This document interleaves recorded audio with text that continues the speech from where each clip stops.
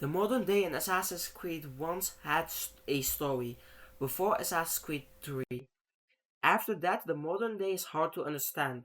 Today, we are going to go through the modern day in the mainline games until we reach the future of Assassin's Creed. Let's start with AC Black Flag.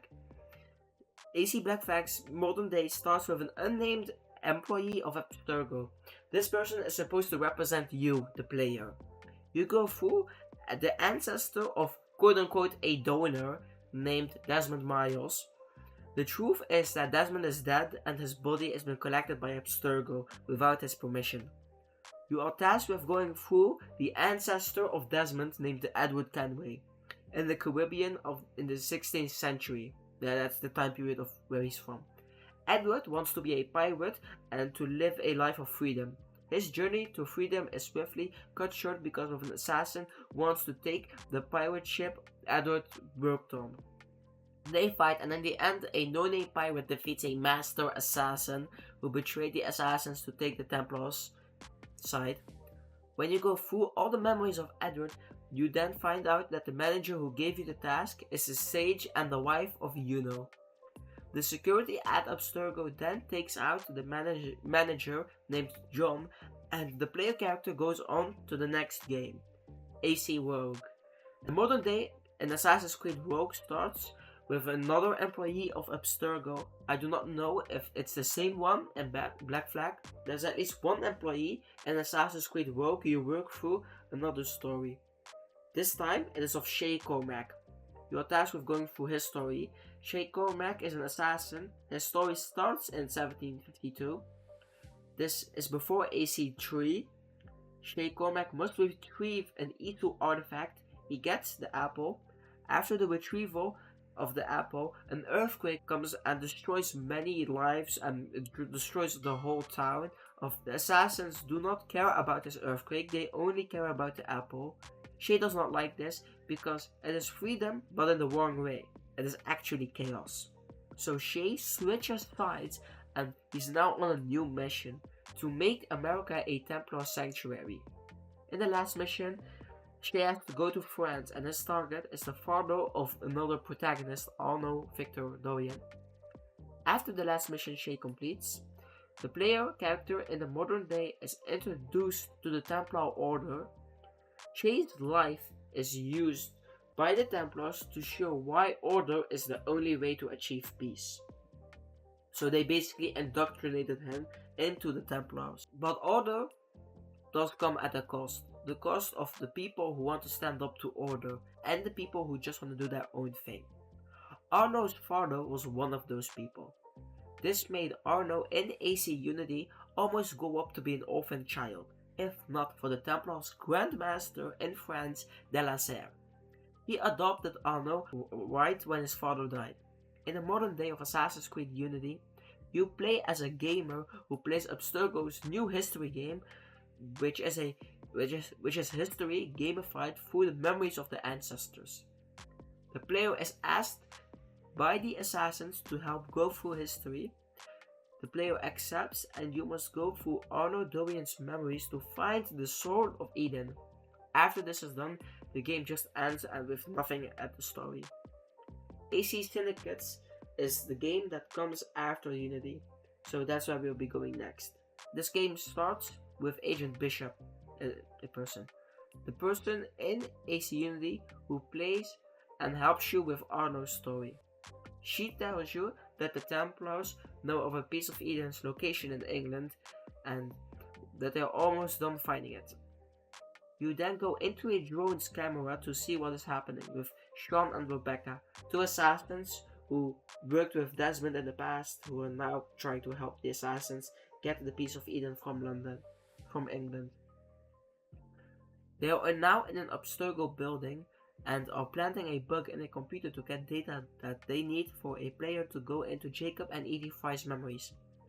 The player is tasked with going through the memories to find another piece of Eden. This time it's the Shroud of Eden. Next time you see Sean and Rebecca, they are spying on a Templars meeting in the same building as last time. They then get spotted. One of the drones had a protocol to explode, so this created chaos and Sean and Rebecca were able to escape successfully. They leap of faith out of the building. Then we see that they have successfully escaped into the base of the assassins in London. After the player has located the Shroud of Eden, the assassins and the Templars fight for it. And in the end, the Templars overpower the assassins and leave with the Shroud. They are planning on making an Isu body with the Shroud because it regenerates cells in the body that is lost. This body would then be used by Juno to return to the living world as somebody who lives and not just a digital consciousness. That's just my theory, but the game does imply this a little bit. After AC Syndicate's bad sales, Ubisoft had to change their formula. They chose to have a storyline in the modern day again, thank God.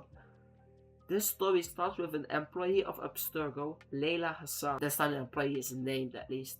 Layla is tasked with going through Bayek and Aminet's memories. I think her name is Aya, but you know the statue in AC2 of Aminet? Yeah, that she's in AC Origins. When Layla finds the body of Bayek and Aya, she was able to use their blood to go through their memories. After finding out everything Abstergo needs to know, they sent the Sigma team. Yeah, boy, that did not age well. Layla takes them out with the hidden blade that Aminet had. She put it on her forearm and not on her underarm, and this luckily worked out great. Then William Miles came into the cave Layla had done her research in.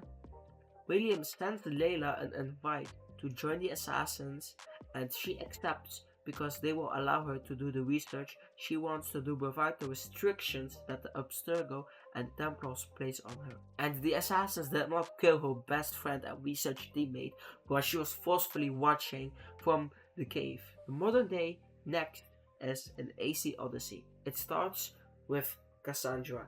This is the player character you can play as her. She is the canon character of AC Odyssey. Layla needs to find the staff of Hermes.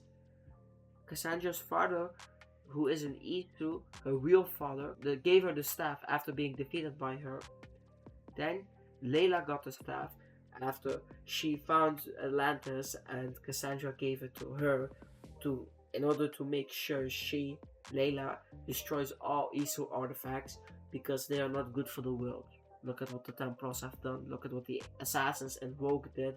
Cassandra saw all of that, and she did not want that to happen to anyone else ever again. AC Valhalla is the next game, and the modern day starts with Layla joining Sean and Rebecca as they go to America because of an unknown source gave them the location where a Viking named Eivor Varen's daughter lied. Canonically, Eivor is a woman. You know how it goes through. Cassandra goes through the memory of her until in the end Eivor fights Basim, who is a reincarnation of Loki, while Eivor is the reincarnation of Odin.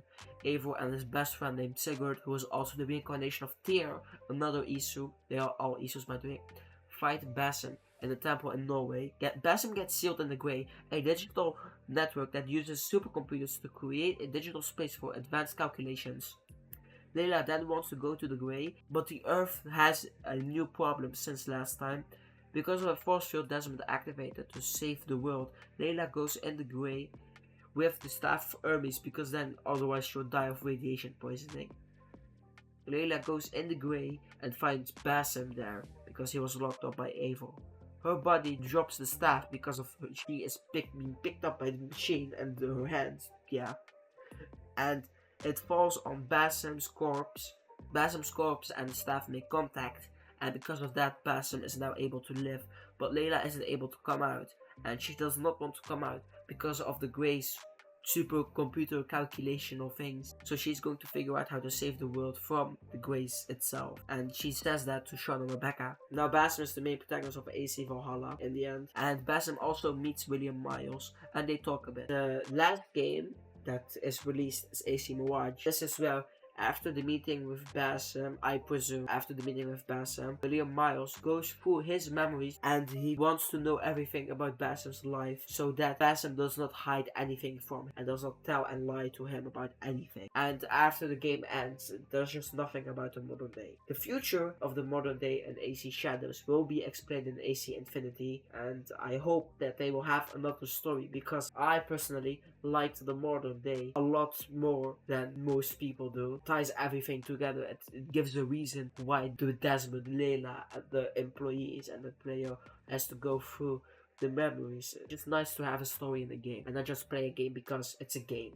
But yeah, that's it for the video, guys. In conclusion, the modern day of Assassin's Creed after Desmond's story in AC3 is just scattered everywhere because it was originally meant to just be 3 games.